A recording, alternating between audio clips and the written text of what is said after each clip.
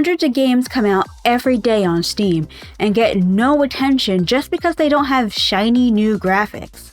But we're not elitist here. Here are 5 hidden gems that you've never heard of, starting with Rabi Ribi. Erina was once a rabbit. Now she's a teenager dressed like an adult. After waking up in a box, she finds herself in the middle of the forest, surrounded by a cult of carnivorous teenage girls who feast only on rabbits. After running away, you get lost in the caves, and get attacked again by a fairy this time. She's obviously not strong, being so tiny, so she gives up quick. Apparently, the cult is known for wearing fake bunny ears, so everyone thinks Erina is a lunatic. All these young ladies are trigger happy, so they won't give you the time of day unless you rise up in the pecking order. I'm not even sure if there's a main antagonist, because everyone equally hates Erina at first glance. You'll be fighting a lot of poorly dressed young ladies who think you're a lunatic and not a rabbit that turned into a girl. Rabi Ribi is a cutesy bullet hell or Metroidvania or whatever. I don't usually play these kinds of games because they look hard and aren't cute, so this is pretty much the only bullet hell I'll ever play. It has an easy mode, so you can basically get used to the type of game it is without struggling. You can tell on the clothes that this game is not really made with girls in mind. This child hates pants. This woman's dress has static cling or something, and overall everyone's wearing risky outfits that kind of feels like a child trying to imitate their mother, but their mother only started dressing herself last week. Okay, so why am I recommending it? Well, because it's cute and it's different from what cozy gamers usually play. The gameplay is easy and fluid. You just press the hammer button and the fairy shoot button. You gain more attacks too. They're pointless on easy mode, but it's fun to mix and match to discover your own fighting style. It's just nice to play something simple and cute. Their story is pretty basic, but all of the characters are unique. They're not exactly deep, but they all have their own interests and story. Except the bunny cult. That never gets resolved. If you want something new and can overlook the hideous clothing, then I think this game is worth 50% off. But if cute girls in ugly clothes isn't your style, then how about cute baby dragons? Finn is a precious little baby who has to find every unborn sibling in a large mystical cave. It's kind of a lot for a little guy, but everyone else is being victimized by the rude pig person named Luna, so he has no choice. Actually, this magical parent creature is helping, but they're kind of bossy. Finn, don't hurt the baby, me me me me me. I didn't do it on purpose, he got in my way. The eggs don't care when I smack them. Apparently, the tail whack function isn't for attacking babies or anything for that matter. It's actually there to knock down items and activate puzzles. As you collect your siblings, you're rewarded with power-ups like gliding and diving. When you want to go faster, he just roly-polies around. It works great in water, and luckily he can breathe under it too. Little Finn can get hurt, but he doesn't have a health bar. You just start at the last spot you were standing, and believe me, seeing him get hurt is punishment enough. This little guy is the cutest thing. Playing as him makes me feel like I'm actually the baby dragon. You can click on random items and learn about what they are.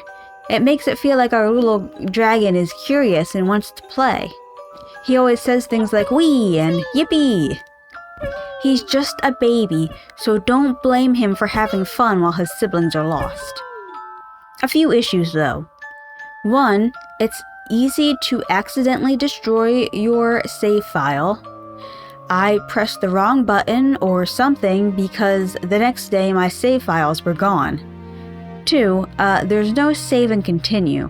Autosave is a common thing in games now, but it's nice to have it for security. And 3, it recommends controller. It still plays with keyboard, but that usually means it's harder to control. Overall, it's a retro collectathon game where you collect siblings and food to feed them. Electric Fairyland Boogaloo is also a collectathon, but it's got a fever dream vibe. You play as a retro iPad baby who's wandering around the forest glued to her device thingy.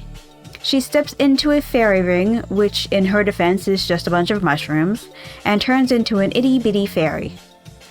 She's not the only one in trouble though. Ugly babies are tied up by cobwebs and need her help. She's nice to them, but they kind of just run off after being saved. Not even a thank you. The only thing you can do in this world is collect glitter. It's a good way to vent your frustrations. If someone doesn't listen to you or steals your lunch money, just collect glitter. There's other things to collect too, like red clovers and marbles. The marbles are for who knows what. I don't even know how to tell if I collected them all. But the red clovers are for opening portals. I wish the items were as big as the character though. It feels disorienting to spin the camera while looking for missing glitter pieces. It makes it worse at the fact that there's nature all over the place, so you're pretty much looking for a needle in a haystack. The creatures in this game remind me of old children's toys. Memories resurface of me trying to hug my toys, but the plastic face makes it hard to cuddle. It's a great idea for a fairy world though. Bugs often get forgotten in fairy stories because they're nasty looking, so making them cute creepy keeps you from cringing away. The goal in this game is to return the little girl to normal, but otherwise nothing else is explained. I kind of love it. It may frustrate you here and there, but for only $6 it's worth the memories. Also, for some reason, I thought this game was called Electric Fairyland Boogaloo. It's not. Another game that doesn't have Boogaloo in the title, Valkie 64. Inspired by Ocarina of Time, you play as Valkie, a servant of the Order Goddess. There were others, but they were called for being weak by the Chaos Goddess. Lady Order thinks Lady Chaos is crazy, so she placed Lady Chaos's soul in a bunch of gems and hid them in 4 dungeons. And I guess centuries later she regained consciousness. Your job is to collect the gems, take Chaos Lady's soul shards, and eat her remains before she can resurrect. I'm kidding. I actually don't remember why we needed the gems. When you first enter the forest, there's a tutorial guy who tells you everything you need to know in order to fight. You can do a backflip, sashay to the side, and most importantly, parry. If this game didn't have the parry, I would not have left this field. All I do is wait for the enemy to swing back, and I parry. Then I wait until I need to parry again. It takes some focus since I have to pay close attention to the enemy's animation, but 9 out of 10 times it works. Don't bother fighting the spiders though.